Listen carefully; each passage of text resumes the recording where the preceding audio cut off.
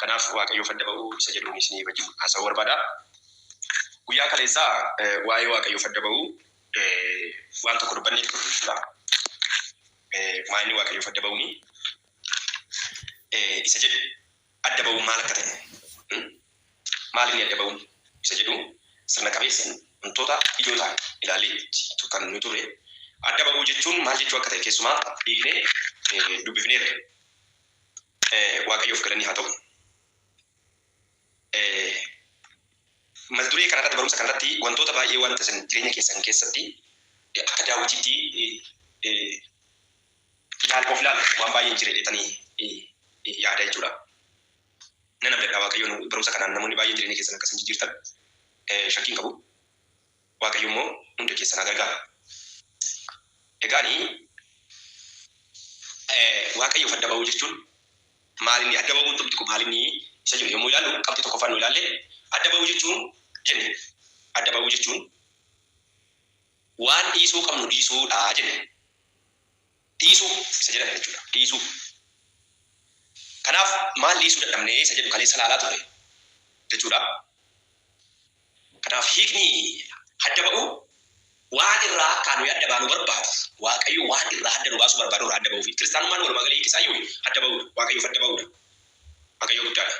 Hiikumti isaallee isa kana jechuu kooti. Hiikumti isaallee isa kana waaqayyo gooftaa machaa nu haa gargaaru. Adda ba'uun isa kanadha maayidha. Erga Phexros inni duraa boqonnaa 2:9 isin qoomoo foo'amoodha jedha. Luboota mana mootummaati. Saba qullaa'aadha warra dhuunfaa waaqayyoo ta'anidha. Waaqayyo hojii isaa isa jajamaa akka labsitaniif dukkana keessaa gara ifa isaa isa dinqisiisatti isin waame jedhe. Waaqayyo sagalee kana dubbii kana akka nuuf ibsuu fi gabaabatti maqaa waaqayyoo hin waamanna. Maqaan kee gooftaa koo arraba koorratti aanatti mi'aa'ee akkuma dammaatti utuun waameen hin oolu hin buluun barbaadu si malee gooftaa koo boqonnaan argadhu. Maqaan kee gooftaa koo arraba koorratti aanatti mi'aa'ee akkuma dammaatti utuun waameen hin oolu hin buluun barbaadu si malee gooftaa koo boqonnaan argadhu. Anke gooftaa baay'ee narraa jaalee jechaan nabe waan jedhuun walaalee. Anke gooftaa baay'ee narraa jaalee jechaan nabe waan jedhuun walaalee. Kanke gooftaa baay'ee narraa jaalee jechaan nabe waan jedhuun walaalee. Oolmaa kee kaleessa yaadatee garaan koo weedduu dhageessisuuf waan muddee lafeen koo kan kee ajaa'ibaa waan ati naaf taate abbaa takkaan ofee naan ganne naaf taate. Oolmaa keessa guddaa gooftaa koo maali baasu ka'ee ta'aa dubbaadhaa innoo jala jechisiisu.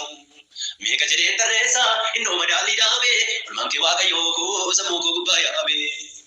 Utuu nani dhalaateen waan gaarii sana yaade kunoo na badhaafte taa'uma keessaa barbaadde atoo mallarraa feeta garaan kee baay'inchiisa fuddoo qabeenyaa koo galata si baay'isa. Oolmaa keessa guddaa gooftaa koo maaliin baasu ka'ee ta'aa dubbaadhaa innoo jala jechisiisu. Meeqa jedheen tarreessa innoo madaalii dhaabee oolmaan kee waaqayyoo koo sammuu koo gubbaa yaabee. Utuu nani dhalaateen waan gaarii sana yaade kunoo na badhaafte taa'uma keessaa barbaadde atoo mallarraa feeta garaan kee baay'inchiisa fuddoo qabeenyaa koo fuddoo galata koo fuddoo illee koo galata si baay'isa. Baay'eedha jaalalli kee sammuu koo gubbaa na oolte ulfaadhu waaqayyoo koo maadhaaf abbaa naaf taate.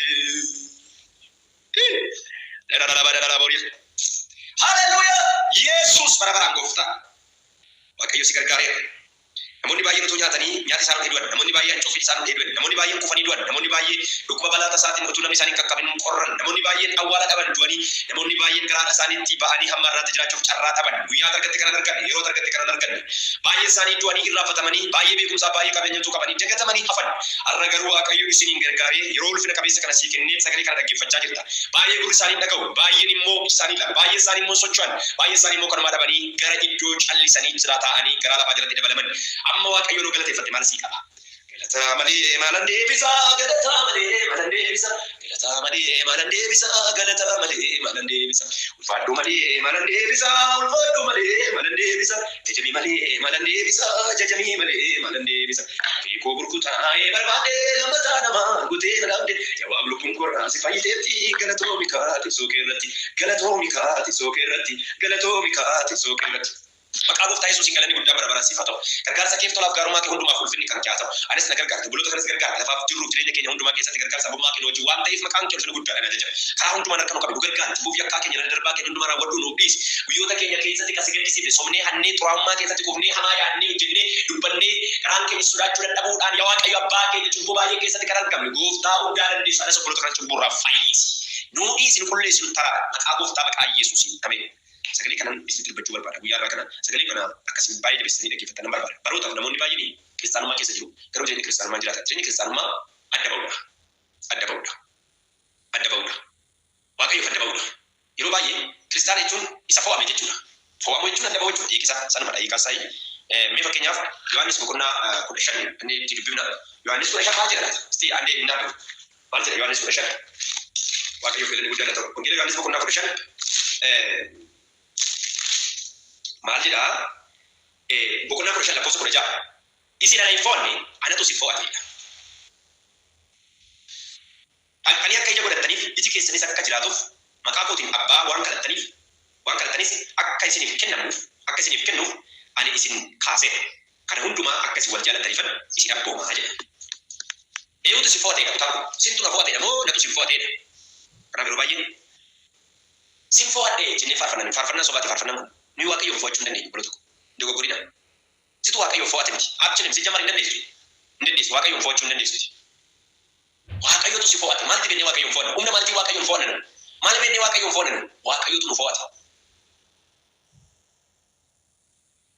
Waaqayyootu si fo'ate dha. Sagalee Waaqayyoo kunoo malee sintu Waaqayyoof fo'ate hin jedhu. Waaqayyootu si fo'ate. Maayin Waaqayyootu adda si baafate. Kanaafuu eega Waaqayyoo adda si baafate ati immoo waan irraa adda ba'uu qabda jechaadha. Fiigara. Kanaafuu informta jechuudha. Waaqayyo isin fo'ate isin warra fo'aman garuu kiristaanummaa fo'amuudha. Kiristaanummaa adda ba'uudha. መለየት ነው። ክርስቲያን ማለት የተለየ ነው። በቃ ከሌሎቹ ልዩ ክርስቲያን jechuun biyyisaa biyyu lafaa kanatti keessa ta'ee biyya ክርስቲያን jedhamu keessa jira. ክርስቲያን biyya tokko isteetii tokko mattaawaqaa addaa tokko qaba ክርስቲያን. Kanaaf Itoophiyaan Ameerikaa kaan jedhu ክርስቲያን jedhu akkuma Ameerikaa jedhu Itoophiyaanota jedhu ክርስቲያanota lammii gargar jedhamu laabbitanii Itoophiyaanota jedhu Ameerikaanota jedhu gargari amma Jarmanoota jedha Araboota maal itti dabala waggaa argitanii kanaaf kiristaanota jedhu kun isteetii mataa isaa danda'e biyya mataa isaa danda'e keessatti waraqaa eeguma mataa isaa danda'e qaba mattaawaqaa mataa isaa danda'e jechuu kooti alaabaa mataa isaa danda'e jechuu kooti afaan mataa isaa danda'e jechuu kooti. Egaa kiristaan yeroo jennu kiristaana ta'e namni tokko yeroo jennu tootaalii biyya geeddarate jechuudha. Isteetii wayii geeddarate jechuudha. Asuma biyya lafaa kana keessa ta'ee hin jijjiirrate maal amala isaa maal eenyummaa isaa maal haleluuyaa nu sanyii biyya waaqaati yeroo jennu jijjiirranneerra already ተቀይረናል ማለት ነው። በምን በህልውናችን በመነጋገራችን በኑሯችን በሁለንተናችን ተቀይረናል። ከዓለማዊ ወደ ክርስቲያናዊ በሁሉ ነገር ተቀይረን ማለት ነው። ልዩ ሆነ ማለት እንጂ ጅራ ፎአምኔ ማከሳ ቢራ ማከሳ ፎአምኔ አደባሪ ነው ወራ አደባሪ ዳ ኮቱካ ይጋ አደባሪ waaqayyo tanda si baafata maalirraa biyya lafaarraa maalirraa adda baatee gatee waaqayyo adda si baafate gatee amma ati garuu egaa waaqayyo adda si baafate maalirraa adda ba'uu dadhabde maalirraa adda ba'uu dadhabde si jedha maalirraa adda ba'uu dadhabde egaa hiikan adda ba'uu akkasii hiikalee tokkotti nan abdadha qabxii biraa kan darbe maalirraa adda baate isa tokkoffaa cubburraa adda baate adda ba'uu ibseera amma qabxii adda ba'uu jalatti adda keessaa cubburraa adda ba'uu qabna. Cubburraa adda ba'uu qabna. Sagalee Waaqayyoo akkas jedha. Lewwota boqonnaa 11 lakkoofsa 44 nan dubbisa dhaggeeffadhaa. Ani Waaqayyo gooftaa keessan. Ani Waaqayyo gooftaa keessan. Ani qulqulluu waan ta'eef isinis of qulleessaa. Qulqullootas ta'a. Jedha. Waaqayyo nu gargaara. Of qulleessaa. Of qulleessaa. Of qulqulleessaa. Argitanii of qulleessaa jechuun maal? Anatu qulqulluudha. Ani abbaan keessan qulqulluu akkuma ta'e isinis immoo qulqulloota ta'a. Ofii keessan qulleessaa. Maa inni of qulleessuun kun cubburraa adda baneedha. Cubbuun kuni maaliif cubbuun? Cubbuun kuni tanaan dura dubbanneerra. Cubbuu bakka lama gurguddaa itti qoodamu cubbuu dhiifama hin qabne cubbuu dhiifama qabudha. Cubbuun kun cubbuu lama gurguddaadha. Cubbuu dhiifama hin qabne cubbuu dhiifama qabudha. Cubbuun dhiifama qabu cubbuuwwan yoo nuyi dogoggorre otoo hin beekin hojjenne yommuu nu boonyee yaada garaa keenyaa geeddarannu Oromoo nu irraa deebinu kan Waaqayyo nu dhiisudha. Cubbuun dhiifama hin qabne immoo hafuura qulqulluu arrabsuu irratti ka'u.